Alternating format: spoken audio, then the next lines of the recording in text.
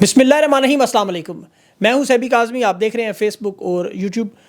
پہلے آپ کے سامنے اہم خبریں رکھ دوں۔ 9 ستمبر کا یہ دوسرا ویلاگ، بہت سے دوستوں نے درخواست کی کہ یہ ویلاگ کی تاریخ بتایا کریں۔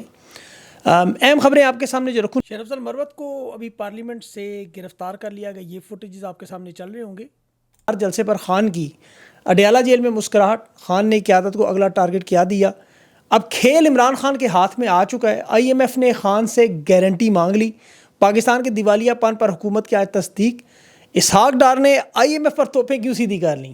توشہ خانہ 2 بھی آج ختم شد۔ خان اور بشرا بی بی کی رہائی کا معاملہ قریب۔ اور لکی مروت میں پولیس اور فوج آمنے سامنے حالات کشیدہ ہیں۔ پیپلز پارٹی نے نون لیگ نے سے اپنی راہیں جدا، وزیر اعظم کے شائعے میں شرکت سے انکار۔ اور تحریک انصاف کا جلسہ روکنا حکومت کو کتنے کا پڑا، اس کی تفصیل میں آپ کو بتاتا ہوں۔ ظلم و ستم پر خاموش رہنے والے صحافی، آج ان کے پٹے کیوں کھل گئے۔ اور ایک اور اغوا ہوا نوجوان گھر بھی واپس آ گیا۔ اسلام آباد اس وقت مکمل سیل ہے۔ پارلیمنٹ کے باہر بھاری نفری بھی تعینات کر دی۔ ریڈ زون میں داخلی اور خارجی راستے بند ہیں۔ ڈی چوک، نادرا، سرینا، میریٹ کے قریب جو آمد و رفت ہے وہ بھی اس وقت روک دی۔ تھانہ کوسار کے ایس ایچ او بھی پارلیمنٹ کے گیٹ کے باہر ہے۔ گرفتاریاں آج شاید متوقع ہیں۔ یہ معاملہ کہاں پہنچے گا، لیکن سب سے پہلے خان کی رہائی کے لیے ایک اور سنگ میل جو عمران خان بار بار بات کرتے تھے وہ درست ثابت ہوئی۔ خان کو رہا کرنا اب ان کی مجبوری بنتا جا رہا ہے۔ دیکھیں، میں اس کی آپ کو دلیل بھی دیتا ہوں اور ثبوت بھی۔ اس وقت جو معاملات ہیں وہ حکومت کے لیے بڑے خطرناک ہو گئے۔ وجہ آئی ایم ایف، معیشت کی ہم بات کرتے ہیں ہمیشہ۔ پاکستان اور آئی ایم ایف کے تعلقات انتہائی خطرناک موڑ پر پہنچ چکے ہیں۔ کسی بھی وقت آئی ایم ایف نے صاف دو ٹوک انکار کر سکتا ہے۔ اس کی وجہ دیکھیں، اسحاق ڈار نے لندن میں اوورسیز پاکستانیوں کے سامنے بہت بڑا بلنڈر مارا، آئی ایم ایف کے اوپر کھل کر حملہ کیا، اور اس پر ان کا اب جواب بھی آپ کو آتا ہوا نظر آئے گا۔ آئی ایم ایف پر اس نے پوری ایک چارج شیٹ جاری کر دی، الزام لگایا کہ آئی ایم ایف جو ہے ہمارے قرض پروگرام کو جان بوجھ کر لیٹ کر رہے ہیں تاکہ ہم ڈیفالٹ کریں، دیوالیہ پن کی طرف جائیں، معاشی طور پر تباہ ہوں۔ اور وجہ یہ بتا رہا ہے جیو پولیٹیکل سچویشن، یعنی امریکہ اور چین کا معاملہ، کہ چین کی وجہ سے امریکہ میں پیسے نہیں دے رہا۔ اب ان سے سوال پوچھنا چاہیے، کیا چین نے آپ کو پیسے دیے؟ کیا سعودی عرب نے یا عرب امارات نے آپ کو دیے؟ ایسا کچھ بھی نہیں ہوا۔ اور یہی چیز عمران خان نے سمجھاتا رہا، بار بار سمجھاتا رہا۔ آج بھی خان کی جیل سے انہیں یہی کوشش تھی۔ اور ان کی پریشانی کی وجہ دیکھیں، آئی ایم ایف کا جو ایجنڈا لسٹ نکلتی ہے، ان کا جو ایگزیکٹو بورڈ کا ایک کیلنڈر ہوتا ہے، جو ایگزیکٹو بورڈ کی میٹنگ ہوتی ہے، کس مہینے میں ہم نے کس کس ملک سے کیا کیا معاملہ طے کرنا ہے۔ 5 مہینے ہو گئے آئی ایم ایف کے پروگرام کو ختم ہوئے، اور آئی ایم ایف کے اس ایجنڈے پر پاکستان دور دور تک نظر ہی نہیں آ رہا۔ سٹاف لیول ایگریمنٹ جولائی میں ہوا تھا، اب اگست بھی گزر گیا اور ستمبر بھی آج 9 تاریخ ہوگی۔ تو اب دیکھیں کہ آئی ایم ایف کی جو نئی ابھی لسٹ آئی، اس میں 9 ستمبر، 13 ستمبر اور 18 ستمبر 3 میٹنگز ہیں، تینوں میں پاکستان موجود نہیں۔ انہوں نے بھوٹان، ناروے اور سری نام کو آئی ایم ایف کے پروگرام میں شامل کر، لیکن پاکستان کا کوئی ذکر نہیں۔ اور وجہ ایک تو مالیاتی خسارہ جو پاکستان کے بجٹ کا وہ 7 ارب اگر آپ کے خزانے میں، تو 6 ارب کا ہم نے قرض دینا ہے۔ 1 ارب جو کسی بھی وقت نکالا جا سکتا ہے، پاکستان کے پاس صرف $400 ملین ہیں۔ اور جو پروگرام 24 اپریل کو ختم ہوا تھا، اب 5 مہینے ہوئے لگاتار میٹنگز کے بعد بھی آئی ایم ایف پیسے دینے پر تیار نہیں۔ اور اس کی وجہ آپ کو پتہ ہے، ایک تو اسحاق ڈار نے جو کھل کے ان پہ بمباری کی کہ جی ہمارا وقت آئی ایم ایف ضائع کر رہا ہے، ٹیکنیکل معاہدہ ہو گیا، ہمیں پیسے نہیں دے رہے، یہ ہمارا جان بوجھ کر ڈیفالٹ کروانا چاہتے ہیں۔ اور ان کا تھوڑا سا بیک گراؤنڈ ذرا آپ کو پتہ ہوگا اسحاق ڈار کا آئی ایم ایف کے ساتھ، تو 4 بار یہ وزیر خزانہ رہا، اور آئی ایم ایف نے اس سے بات کرنے سے انکار کیا تھا۔ اس کی وجہ معیشت کے ہنسوں میں یہ ہیرا پھیری کرتے ہیں، اور نون لیگ کی جو عادت ہے، معاشی ترقی غلط دکھاتے ہیں، غلط رپورٹس دیتے ہیں، آئی ایم ایف کو جمع کرواتے ہیں، اس پہ پکڑے گئے تھے، اس پہ جرمانہ بھی ہو چکا ہے پہلے۔ دوسرا، ان کے کرپشن کے سکینڈلز بھی ہیں۔ آئی ایم ایف کو یہ بھی مطالبہ ہے کہ باقاعدہ طور پر اسحاق ڈار وزیر خزانہ نہیں ہوگا، اسی لیے اس کو وزیر خزانہ نہیں لگایا گیا۔ انہوں نے کہا یہ وزیر خزانہ ہوا تو مذاکرات نہیں ہوں گے۔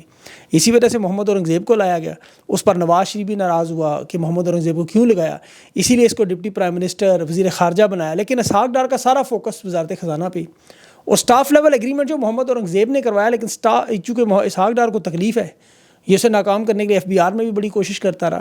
اب آئی ایم ایف کو بھی دھمکیاں دے رہا ہے کہ آپ ہم سے بجٹ کے بارے میں مشاورت نہیں کریں گے ہم آپ سے، مطلب جیسے انہوں نے آئی ایم ایف کو پیسے دینے، قرضہ دینا، بدماشی کا لیول چیک کریں۔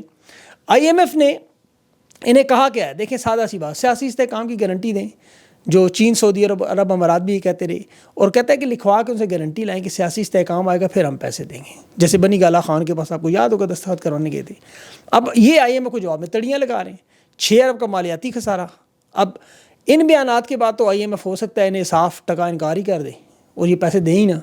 اور دوسرا، آئی ایم ایف کو یہ بھی پتہ ہے کہ یہ پیسے لگیں گے کہاں۔ تحریک انصاف کا آپ کو پتہ ہے، یہ جو جلسہ کل ہوا روکنے کے لیے حکومت نے صرف کنٹینرز کا کرایہ 4 کروڑ پہ ادا کیا ہے۔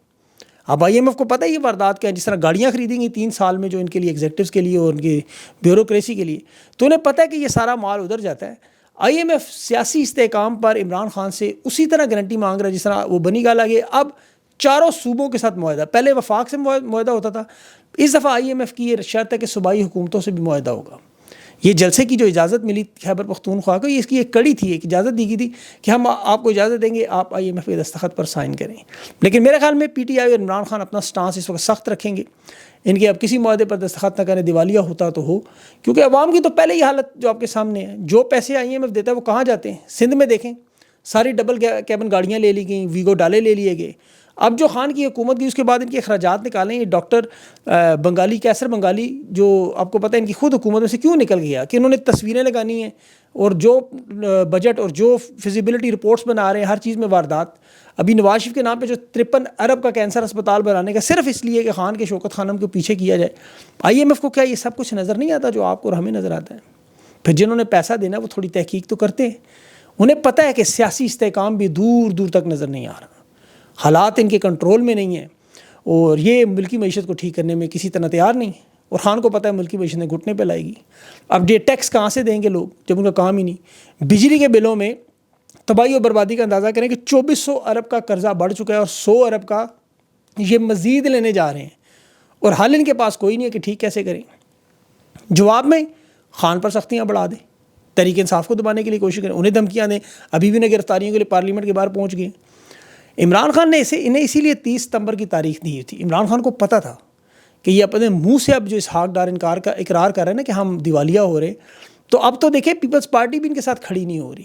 آج آپ کو پتہ ہے شہباز شریف نے جو عشائیہ دیا ہوا تھا اس میں پیپلز پارٹی کے وزراء شریک نہیں ہو رہے۔ تو ناظرین و حاضرین یہ بات اپنے ذہن میں رکھیں، جو معیشت پہ بار بار آپ کو کہتے رہے کہ یہ جلد عمران خان کے گھٹنوں میں گرنے پر مجبور ہوں گے۔ اس حکومت کا چلنا انتہائی مشکل ہے، ہاتھی نکل چکا، صرف دم پھنسی ہوئی ہے، اور یہ جو مرضی کر لیں یہ معیشت نہیں چلا سکتے، حکومت نہیں چلا سکتے۔ خان نے بڑی سوچ سمجھ کر 30 ستمبر کی تاریخ دی تھی۔ آج جو عمران خان کی گفتگو تھی اڈیالہ میں، آپ سنیں عمران خان نے کیوں بار بار سمجھا رہا کہ ایک تو 22 اگست کے جلسے کی خان کو تفصیل بھی دی گئی، خان اس پہ خوش بھی تھا، مسکرا بھی رہا، 8 ستمبر کی، اور 22 ستمبر کے اگست کے جلسے کی بھی خان نے آج تفصیلات بتائیں کہ کس طرح وہ ملتوی ہوا۔ کرکٹ میچ اور مذہبی جماعتوں کے اجتماع پر اعظم سواتی صبح 7 بجے پہنچا، گارنٹی کے طور پر NOC لکھ کر انہوں نے دیا، لیکن پھر اسی معاہدے کی خلاف ورزی کی، سہولیات فراہم کرنی تھی، انہوں نے کنٹینر لگا دیے 4 کروڑ روپے خرچ کے، رکاوٹیں لگا دی جگہ جگہ، اور 3 گھنٹے میں جلسہ ختم کرنے کا مطالبہ کر رہے ہیں۔ خان نے کہا کوئی کسی ہوٹل میں تو جلسہ نہیں ہو رہا کہ جلسہ ٹائم پہ ختم ہو۔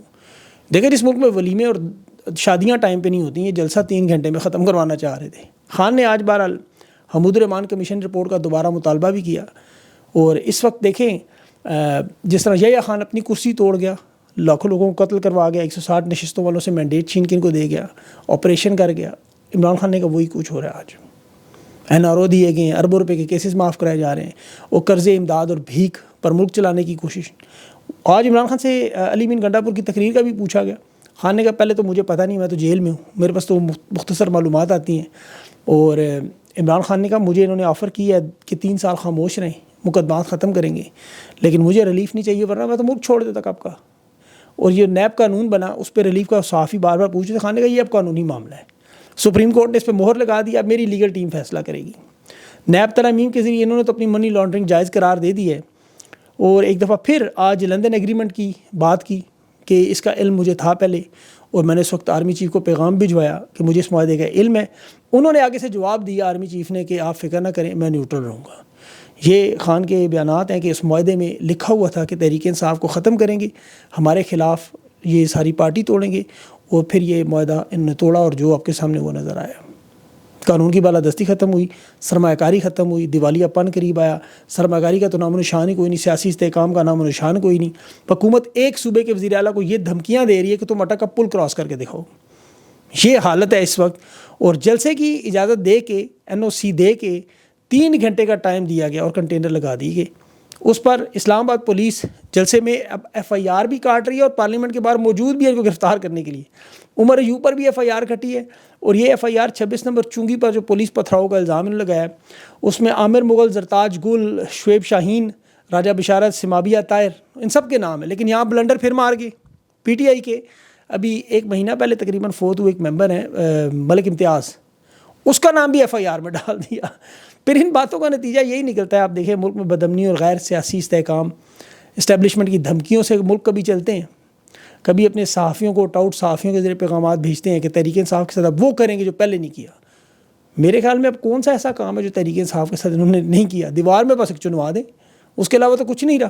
تحریک انصاف کے تو دیکھیں چیئرمین عمران خان کو نیل کیا, 31 سال کی سزائیں دی, جیل توشہ خانہ کا ڈالے, سارے کیسز بنائے. آج توشہ خانہ کے دوسری بھی سماعت جس کی تھی, اس کیس کو ختم کرنے کی بجائے اسے جج امتیاز وڑائچ نے آج بھی اسے جج امجد رانجھا کے پاس بھیج دیا کہ اس کیس کو ختم کرے. بہرحال کیس تو یہاں ختم ہونے والا ہے. اب اچھا ایک چیز یہاں بتا دوں کہ بہت سے صحافی شیئر کر رہے تھے کہ یہ کیس جج ہمایوں دلاور کے پاس جا رہا ہے. یہ بات درست نہیں, میں نے اس پہ تحقیق کی ہے, یہ جج امجد رانجھا صاحب کے پاس جا رہا ہے. ویسے تو یہ بھی خلاف قانون معاملہ ہے, انہیں کیس ختم کرنا چاہیے تھا, لیکن نیب کے پاس جاتا ختم ہوتا ہے. لیکن اب قانونی ترمیم کے حساب سے ویسے ہی ختم ہو جائے گا, آپ دیکھ لیجیے گا, اس کا بھی انجام قریب ہے. اب جو انہوں نے آخری وقت میں جس طرح جج وڑائچ صاحب بھاگ گئے تھے, اس طرح کا معاملہ اگر نہ ہوا تو عدالتی معاملات کی میں آگے بات کروں گا. لیکن ملک کی صورتحال اس وقت بلوچستان سے وزیرستان تک یقین کریں آگ لگی ہوئی ہے. بلوچستان علیحدگی کی طرف جا رہا ہے. 1971 والے حالات بالکل بنے ہوئے ہیں. وزیرستان آپریشن, وہاں جو حالات ہیں وہ بھی آپ کو پتہ ہے. بھی لکی مروت میں دیکھیں, وہاں پولیس کے جوان سڑکوں پر نکل آئے, انہوں نے شاہراہیں بند کی ہوئی ہیں. وہ کہہ رہے ہیں جی فوج سے مطالبہ کریں علاقہ چھوڑیں, کہ دہشت گردوں کو ہم خود 3 مہینے میں ختم کریں گے, آپ یہاں سے جائیں. تو یہاں تک تو معاملہ پہنچ چکا ہے. اور یہ پوری قوت جو میڈیا کی سیاسی جماعتوں پر اس چیز پر کہ کسی طرح علی امین گنڈا پور کے جلسے میں جو توہین کی ہے اس پہ بات کریں, کیونکہ علی امین کا اصل میں نشانہ اضافہ صحیح لگ گیا ہے. اس نے کہا نا ادارہ ٹھیک کریں, اپنی کارکردگی ٹھیک کریں, آئینی ذمہ داریاں پوری کریں, اپنے بیرکوں میں جائیں, وہاں ڈیوٹی کریں. تو پھر یہ معاملہ ہو گیا خراب. علی امین کی جو گفتگو تھی اسے صحافیوں نے توہین میں لے لیا. آج تو شیر افضل اور عمر ایوب صحافیوں سے کہہ رہے تھے کہ یہ گفتگو آپ کے بارے میں نہیں تھی, لیکن اس نے کہا نہیں, ہمیں چونکہ دھمکیاں دے رہے ہیں اس وجہ سے ہم اس کو جواب دیں گے.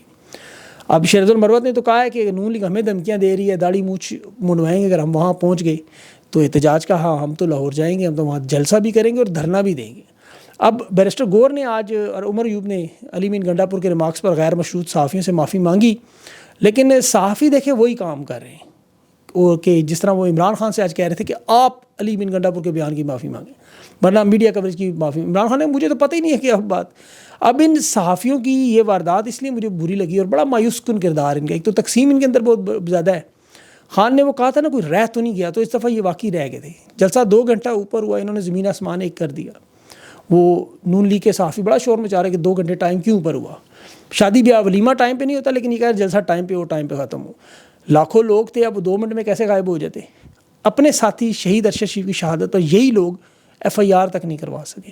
اس کے ڈیتھ وارنٹ جس پروگرام سے نکلے تھے اسی چینل پر قاتلوں کو بٹھا کر 2 گھنٹے صرف اس جلسے کو ناکام کرنے اور مراد سعید کو فریم کرنے کے لیے انہوں نے اپنی دوستی اور اپنے تعلق کے لیے وہ کالم تو لکھتے رہے, بولتے رہے کہ ارشد شریف ہمارا بڑا قریبی دوست تھا. بے سارا جھوٹ بولتے رہے. آج ان کی اہلیہ جویریہ صدیق جو ہے وہ ارشد شریف کی اہلیہ, ان سے میں نے انٹرویو کیا, وہ آپ ضرور سنیے گا, وہ آپ کو بتائیں گی کون کس کے کتنا قریب تھا, ان کا کردار کھل کے آپ کے سامنے آئے گا. لیکن یہ صحافی جو جن کے دوستوں کو گھروں سے زبردستی گھسیٹ کر ان کے سامنے نکالا گیا, ان کی نوکریوں سے چھینی گئی, انہوں نے کبھی احتجاج نہیں کیا, کبھی بائیکاٹ نہیں کیا. نواز شریف کے پلیٹلیٹس گرتے رہے, وہ ملک سے پاکستان چھوڑ کے ملک سے بھاگا, 4 دن کا کہہ کے 4 سال نہیں آیا, 50 روپے کے ایفیڈیوٹ, ان لوگوں نے کوئی ایک لفظ بھی نہیں بولا. لیکن آج پارلیمنٹ میں علی امین گنڈا پور کی بدزبانی پر واک آؤٹ کر کے خان سے معافی کا مطالبہ کر رہے ہیں. علی امین گنڈا پور نے یہی کہا نا کہ ہم پختون ہیں, ہم لاہور آ رہے ہیں, ڈھول لے کر آئیں گے, بارات لے کے آئیں گے. یہ سامنے بکاؤ میڈیا بیٹھا ہوتا ہے, سوال نہیں پوچھتا, اور اب جو ہمیں مارے گا ہم اسے بھی ماریں گے, آئین نہیں مانتے, ہم بھی نہیں مانتے. تو یہ اصل میں مسئلہ یہ ہے کہ جن لوگوں کو یہ اٹھاتے ہیں نا, مطلب نخرے اٹھاتے ہیں, جو ان کی حالت یہ ہے کہ خود نون لیگ کے لوگ کہہ رہے ہیں کہ گجرانوالا میں ابھی عمر فاروق ڈار, اس کا میں ایم پی اے کا پیغام سوشل میڈیا پہ دیکھ رہا تھا, کہہ رہا ہے پاکستان کی عوام میں شادیوں پر نہیں بلاتی اور جنازوں پر ہم خود نہیں جاتے ہیں, وہاں لوگوں نے پکڑ لینا, گالیاں دینی ہیں. تو حالت ان کی یہ ہے. اور عدلیہ کے حالات بھی آپ کے سامنے ہی ہیں. قاضی صاحب کی بھی بات کر لوں, انہوں نے باہر تو اعلان کیا ہے کہ توسیع نہیں لوں گا, لیکن اندر سپریم کورٹ کے جا کے بڑی زومانی بات, ڈبل میننگ جو ہوتے ہیں نا, جس کے 2 مطلب نکال لیں, کہ اگلے سال انشاءاللہ, پہلے کہا اگلے سال ہم, پھر کہا منتخب نمائندے بار کے, پھر اس نے کہا بار کے منتخب نمائندے, کہ جو فیصلے رہ گئے ہیں وہ کریں گے. تو اب اگلے سال تو یہ ہوں گے نہیں انشاءاللہ. منتخب نمائندے بھی بار کے نہیں, یہ پارلیمنٹ کی بات کر رہے تھے, پھر بیچ میں وقفہ لے کے پاز لے کے بات کو بدلا. لیکن میرے خیال میں دن زیادہ نہیں ہے ان کے, یہ چیزیں بھی کھل کے سامنے آ جائیں گی. 34 دن رہ گئے ان کے ورکنگ. عدلیہ میں جو جج ہیں وہ کام اپنا کر رہے ہیں، تگڑا کر رہے ہیں. بابر ستار کی جتنی تعریف کریں کم ہے. ان کی وجہ سے آج وہ 17 سالہ نوجوان فیضان، وہ اسلام آباد سے لاپتہ تھا، وہ بھی گھر پہنچ گیا. اس کے والد کی ٹویٹ بھی آئی. 11 ستمبر کی آئی جی اسلام آباد کو بازیابی کی مہلت دی گئی تھی، اس میں بھی 2 دن رہتے تھے، وہ گھر پہنچ گیا. تو یہ چیز ثابت کرتی ہے جج اگر ڈٹ کے کھڑا ہو، دلیر ہو، دبنگ ہو، تو فیصلے قانون کے مطابق ہیں. اب یہ پارلیمنٹ کے باہر کھڑے ہیں، اس وقت گرفتاریاں کرنے کی کوشش کریں گے، لیکن تحریک انصاف کا عمران خان نے جو اگلا ان کو ٹارگٹ دیا ہے وہ ہے لاہور. فوکس لاہور پہ رکھیں، کر کے جلسے کے بعد لاہور کا معاملہ ہوگا، اور لاہور میں کہتے ہیں جلسہ ہوگا ہی. اور لاہور کا جلسہ ہوا تو اس کے بعد آپ نون لیگ کی سیاست کو انا للہ و انا الیہ راجعون پڑھ لیجیے گا. اپنا خیال رکھیں، اور جویریہ صاحبہ کا انٹرویو ضرور چیک کیجیے گا. مجھے اجازت دیں، اللہ حافظ.